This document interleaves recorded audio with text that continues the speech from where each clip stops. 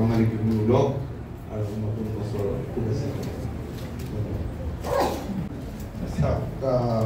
স্বায়ত্তশাসিত পৰিষদৰ যি নিৰ্বাচন, ইয়াত ৰাভা হাছং স্বায়ত্তশাসিত পৰিষদ আছিল। তাত আমাৰ আলোচনা আৰম্ভ কৰিবৰ কাৰণে আমি যদিও এখন আমি কমিটি কৰি দিছিলোঁ, যি কাৰণেই নহওক কিয় সেয়া হৈ নুঠিল ৰাভা হাছং স্বায়ত্তশাসিত পৰিষদৰ লগত।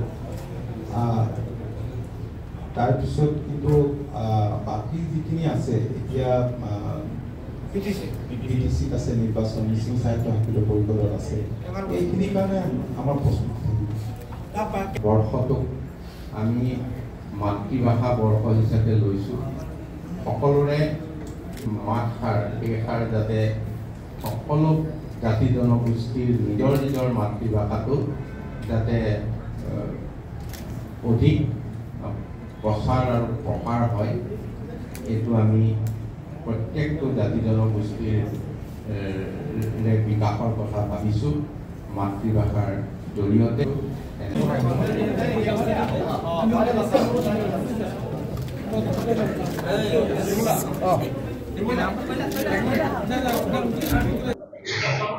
रंगाली बिहू और असमिया नववर्ष नज़दीक में है, तो आपका जरिए मैं असम वासियों को बिहू का शुभकामना में देता हूँ, शुभेच्छा देता हूँ।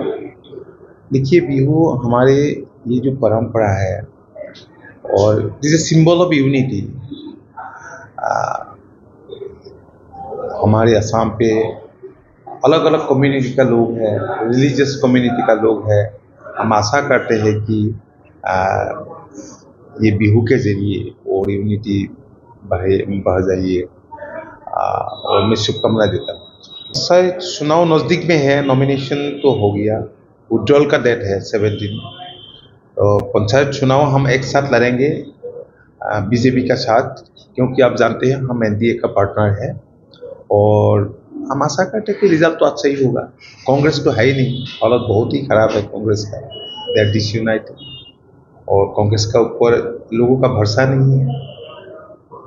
आप जानते हैं कि लास्ट 21 से आज तक जितना काम वो ग्राम इलाका में हो, नगर में हो, पहले कभी नहीं हुआ था। तो लोग काम चाहते हैं, डेवलपमेंट चाहते हैं, प्रोग्रेस चाहते हैं।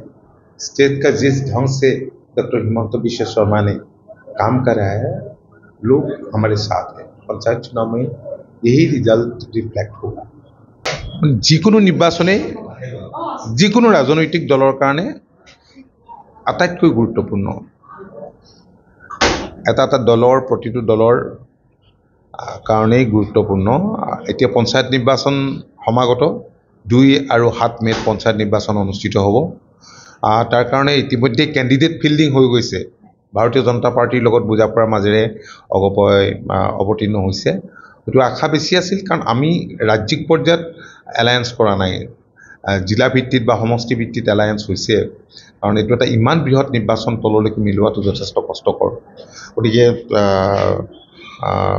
অৱতীৰ্ণ যিহেতু হৈছে, সন্তুষ্টি অসন্তুষ্টি পোৱা নোপোৱাৰ এইবিলাক থাকিলেও মই ভাবোঁ যে দলৰ প্ৰতিজন কৰ্মকৰ্তাই য'তে NDA প্ৰাৰ্থী আছে জিকাবৰ কাৰণে কষ্ট কৰিব, আৰু সেইমতে আমাৰ ইনষ্ট্ৰাকশ্যন ইতিমধ্যে আমি দিছোঁ।